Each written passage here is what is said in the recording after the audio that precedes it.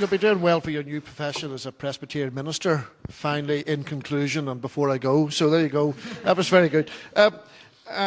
So our last, but by no means least, of our formal presentations before we start to have a talk about things is Professor Sandy Steacy, who is Professor of Earthquake Physics and Director of the Environmental Sciences Research Institute at the University of Ulster.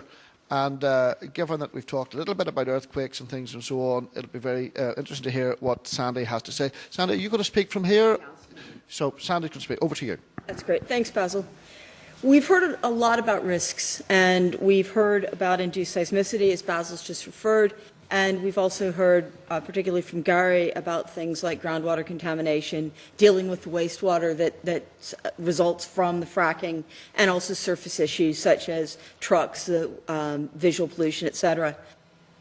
I'm not going to expand on that because I think that those topics have been covered well, but I do want to make the point that a lot of our perception of those risks comes from the U.S., and the U.S. really is a model of bad practice when it comes to how to handle fracking, because it was basically unregulated. So in the Energy Policy Act of 2005, they specifically excluded fracking, for example, from the Safe Drinking Water Act and from other legislation. And there were political reasons for this, of course, having absolutely nothing to do with the fact that George W. was president at the time. So, you know, we see this, we see these movies, we see Gasland, we see all kinds of things on YouTube, and we see disasters in the making or disasters that have occurred. That doesn't mean the same thing would happen here. The legislation already right now is much stronger here. And so, for example, as we've heard, in the U.S., they didn't have to declare what type of fluids they put into the fracking liquid. Here, they would have to declare it, and as Peter has pointed out and Gary has pointed out, there have been undertakings that they won't put in anything hazardous into the liquid. And again, this type of thing could be monitored. So, you know, it's important not to form all your perceptions based on what's happened in the States. Now, John made the point about safety, and we can't do this unless it's safe. What do you mean by safe? Is it a 1 in 1,000 chance of something happening of a certain level of severity? Is it 1 in 10 million? Nothing is perfectly safe. I drove here today from the North Coast. That's not safe. So what is the level of risk that we're willing to accept? And that's something that we have to think about. And I agree with John that it is a political issue, and it needs informed by the people. Another big issue is this continued reliance on fossil fuels, and many people have commented on that already. And it's great to say that we need to move away from fossil fuels and away from carbon dependency. How quickly can we do that? Peter has talked about using gas as a transition, and so can we reduce our CO2 emissions in the short term by going to a cleaner energy source such as natural gas, but then continue to build towards renewables. In the U.S., they've actually reduced their CO2 emissions for the first time in 20 years or so. Part of that is probably due to reduction in the economy, but part of it appears to be due to the fact that they've greatly increased their use of natural gas because of the fracking. However, there's all the other problems in the States. Renewables sound great, but what have we seen in practice? Well, we haven't seen a huge growth in renewables, and are we really in a position in the next 5 or 10 years to say, well, renewables will take over? And none of the renewables are without problems. So, for example, wind farms, that's great, but you've got problems with birds, you've got problems with noise pollution, you've got problems with, perhaps it's not in my backyard, but certainly people objecting to them. Offshore wind farm, for example, proposed Port Stewart, Port Rush was heavily criticized by local people. So that's one issue. You have another wave energy, same type of things, issues here with fish and marine mammals. And then you also have the carbon that goes into producing the wind turbine, goes into producing the wave generators, that often isn't factored into the equation when you figure out how green those energy sources are. So it's a very difficult issue, and you can't look at this as one thing. You can't just say fracking is good or fracking is bad. You have to look at it in the broader perspective of what energy needs do we have over the next 20 years, 30 years, and how are we going to generate that? And yes, you can say, well, we need to cut our energy use. That's great, I agree, but I still drove down here from the North Coast this morning, and I had a hot shower this morning as well. That takes energy. The one thing I think that is very clear is that if we do go down a fracking route, if we allow these types of things to happen in Northern Ireland and we take these environmental risks, that we have to make sure that we get an appropriate reward.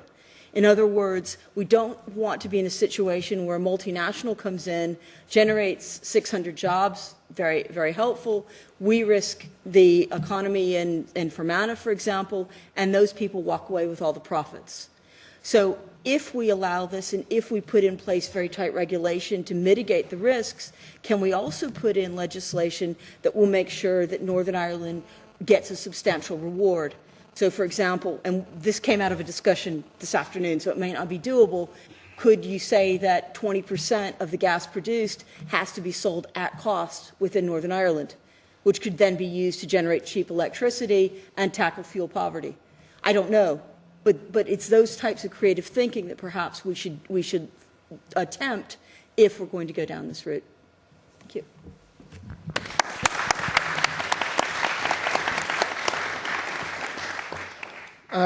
Commendably brief, Sandy. I have to say that you've made up for all of the feelings of the other three. All men. So, what I'm going to do, quick resume of what I understand.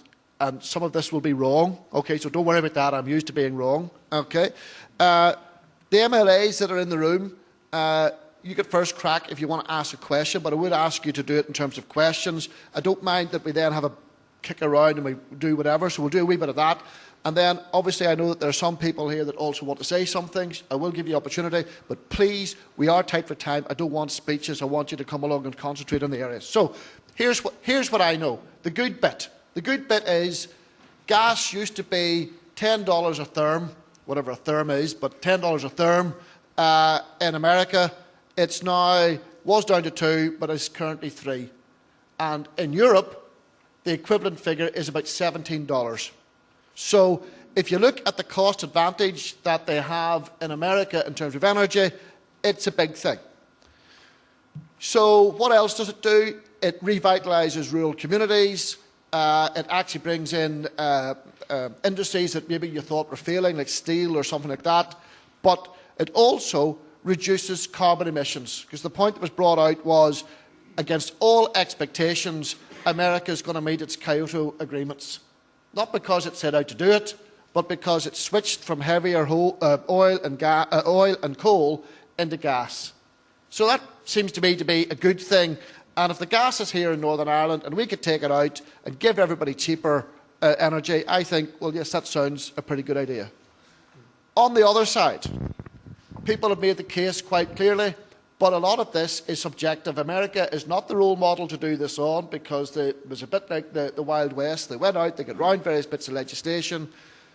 We keep seeing photographs of water on fire. We hear about earthquakes. We have Gary did a very good job of bringing up every single risk I could think of. I'm not going to go to bed in the morning, but these are serious things that you do have to look at. There are implications on this, and there is this feeling. If I finish up with a bit, the point that Sandy actually made was that maybe we're not going to get the benefit. Maybe we're going to take all of the risks and somebody else is going to take the gas and go elsewhere, and we have to look at it. So when I take it in the round, there are things that I want to know more about. So that's where I'm going to leave it at. So I now open it up to questions. First from MLAs. Who's in first? Phil? I suppose. Basil, firstly, I'd like to thank you for organising this event, and I said on Twitter that this is an attempt at being the world's first impartial debate on fracking, and I do think you've took a fairly open mind, so fair play to you on that, because it is a contentious issue. I'm not really going to talk for too long, because people know my views on fracking, but if you're claiming that gas is at $3 a therm in America and $17 in Europe, why don't we just buy gas in America? It's a very simple question for you. Well, actually, I wasn't intending the questions to come to me. but I will make the point. I will make the point, and maybe Peter's going to come back up and say it.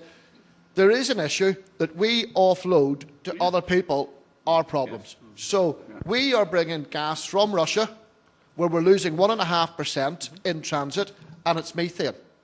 You also have what's going on in Qatar. I don't know if anybody's ever heard what Qatar is, but anyway, apparently they send huge tankers of gas to us. You look at Mozambique, and you go, what's Mozambique got to do with it? At the moment, South Africa is taking all of its gas from Mozambique, but they're thinking about going fracking.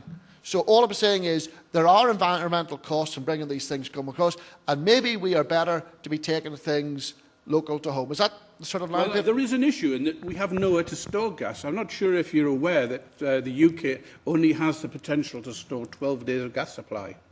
France has got 120. Germany's got about 120, 150. 10 times as much as us. Several times over the last few years, we've been within a couple of days of putting our major industries to sleep, right? Because they're on what's called interruptible supply. Some of the biggest industries in the UK, heavy gas users. Take the point. Yeah. Fra? Well, obviously, Phil does usually speaking on fracking. I'm a city dweller, and I know that 23 years in the council has equipped me with some knowledge that something has to give. Would we could make a decision that may equip us economically for the next 50 years, but that decision could have serious consequences after 50 years. Absolutely.